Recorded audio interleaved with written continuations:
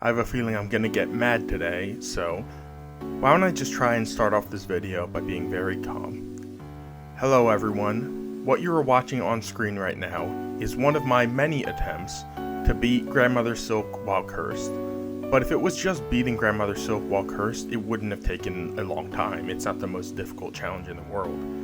You see, 2 weeks ago, right after Christmas, I released a short showcasing something I had never known before. That cocoon on the right side of the screen right now is unique to you being cursed, and when you hit it, it breaks open and has tendrils escape. The twisted bud, the cursed child, whatever you want to call it, the thing infesting Hornet will kind of burst out. And that animation is not just visual, it does damage to enemies it hits. And so of course, when I learned that, I was thinking to the future. I was thinking, what if I could beat Grandmother Silk with the final hit from my own corpse? That's an awesome concept. The cursed cocoon becomes the real thing that takes down the god of Farloom. And over the course of many hours, I attempted to do so, and to find out other uses of the cursed cocoon. And that process has been one of the most infuriating, nonsensical things I have ever seen in Silksong.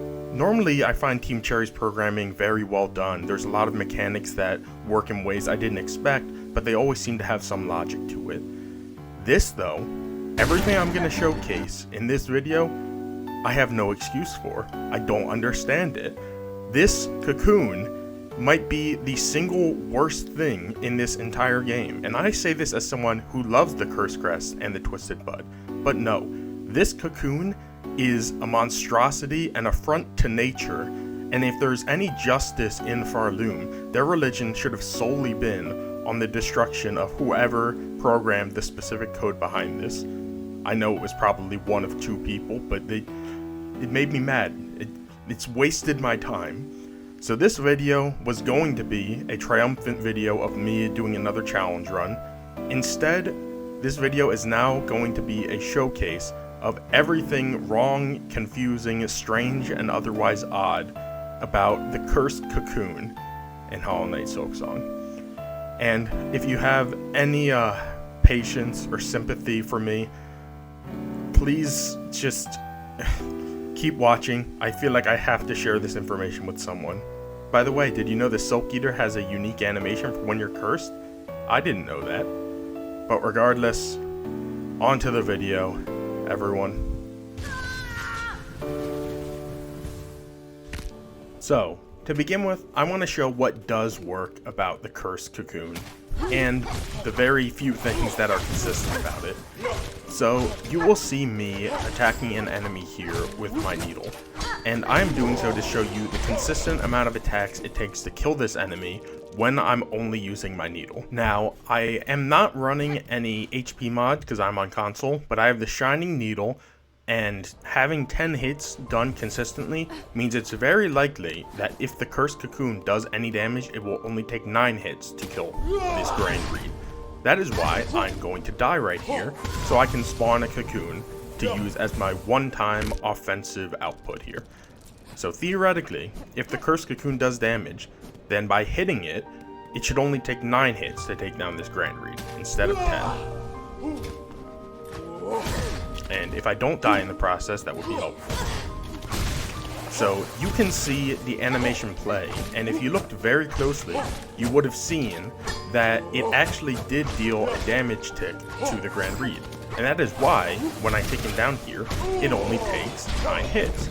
So I'm pretty sure the cocoon does 1 hit of needle damage for every time the tentacle hits the enemy. And just because I know that first hit wasn't very clear, I made a second setup where you can clearly see the cocoon hitting the enemy. And if you slow it down, you'll see the exact moments where it deals damage.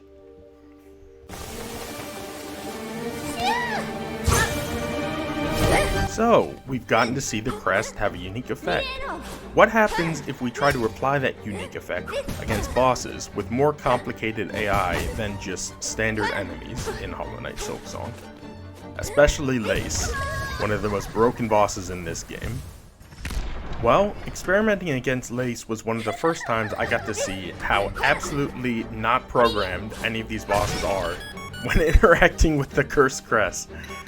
They just deactivate Lace's entire AI. She can't do anything. Rather, she can't do anything until she hits the bottom of the arena or one of those areas that she normally just runs away from when you're fighting her normally. But if you hit her in a way that she doesn't go all the way down to that end of the arena, she will just never move again. This isn't one of the things about the Cursed Crest I'm mad about. I'm more baffled than anything. Like, I guess Team Cherry just didn't expect this mechanic they added in their game to be applied to any boss fight in their game. Now, I'm not saying every single boss fight breaks when something like this happens, but it is definitely fascinating that something they distinctly made to deal damage to bosses and enemies completely breaks them open when it does deal damage. Now, it doesn't break them open in every time it deals damage to them.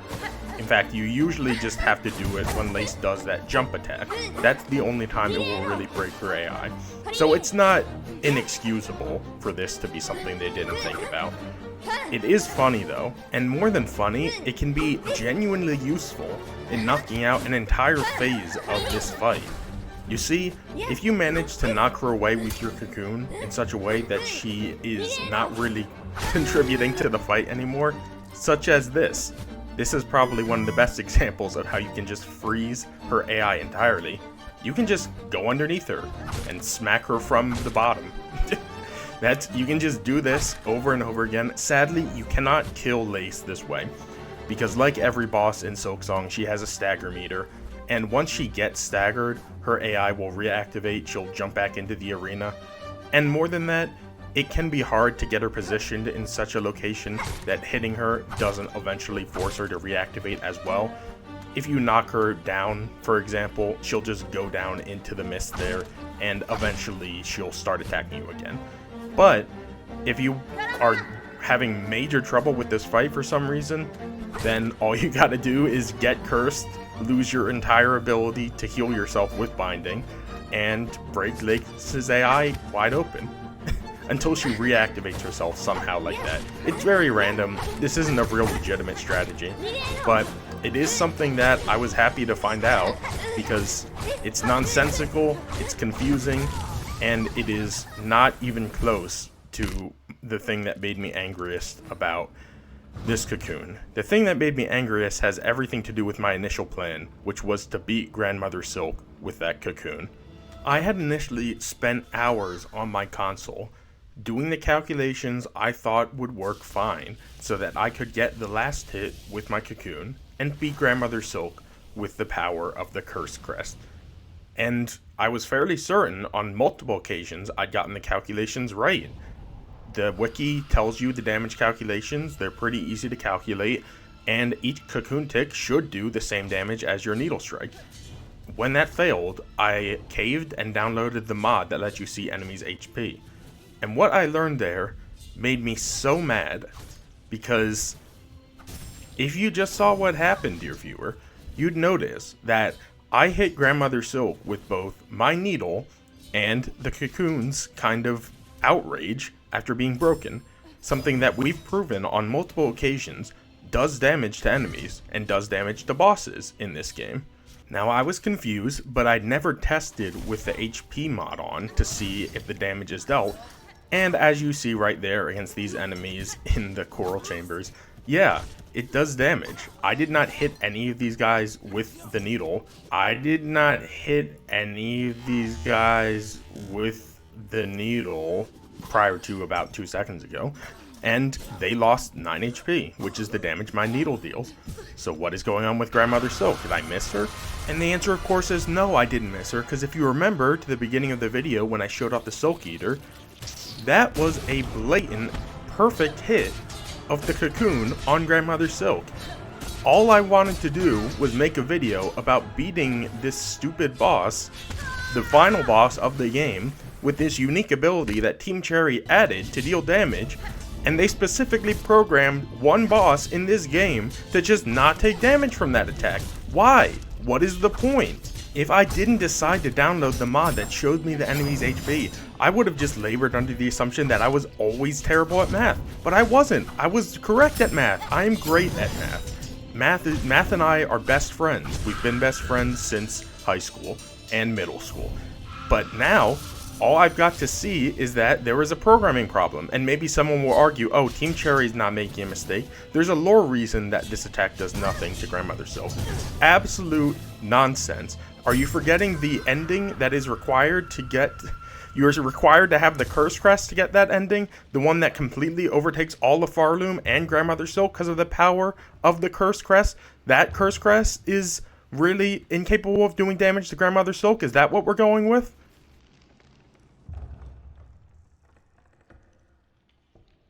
Look, I'm sorry for crashing out so hard. I just wanted to make a video on doing a challenge run with this stupid Cocoon, and I don't understand how it works. If anyone could explain how it works to me based on the footage I've compiled in this video, I would be more than happy to listen to whatever, whether it's just like a random justification or a genuine response. I'd be glad to hear any of it. Thank you everyone for watching me lose my mind trying to document something that by all means makes no sense to me. If it makes sense to you, great. I'm happy for you, I guess. Subscribe if you like content like this, I suppose, and have a good day, everyone.